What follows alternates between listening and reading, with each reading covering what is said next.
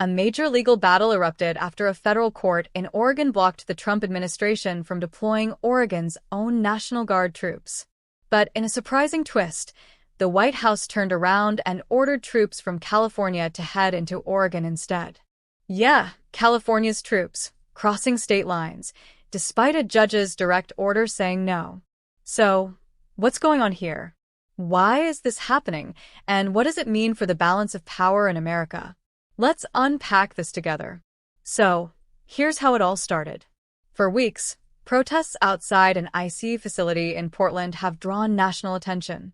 The Trump administration argued that the situation there was putting federal property and personnel at risk, and that local law enforcement wasn't doing enough to protect them. In response, they tried to federalize Oregon's National Guard, basically taking temporary command of those state troops and using them under federal authority. Now, that's something presidents can do under certain circumstances, like if there's an insurrection or if state authorities can't maintain order. But the key word here is certain circumstances. It's a pretty high bar to meet. When the Trump administration tried to do this, Oregon's governor, Tina Kotek, pushed back hard. She said Oregon was fully capable of handling things on its own, and that bringing in federalized troops would only escalate tensions. Then came the courts, and Judge Karen Immergut, interestingly enough, a Trump appointee herself, sided with the state. She issued a restraining order that flat-out blocked the federalization of Oregon's Guard. She basically said, look, there's no legal justification for overriding state authority right now. But that's when things took a really unexpected turn. Instead of backing down, the administration shifted gears. Within a day of that ruling, they decided to call up about 200 members of the California National Guard, yes, from another state, and send them into Oregon under federal command.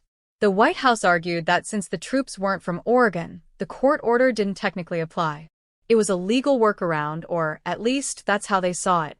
Now, imagine being in the judge's position when she found out. Late that night, the court called another emergency hearing. Judge Immergut wasn't amused. She extended her restraining order to cover not just Oregon's National Guard, but any National Guard troops being deployed into the state under federal control, including those from California. She questioned the administration's lawyers directly, asking how bringing in troops from another state didn't clearly violate her previous order. Her words were sharp, and her message was crystal clear. You can't sidestep the law just by swapping uniforms. This ruling, which will last for at least 14 days, essentially stops the deployment in its tracks while the larger legal fight plays out.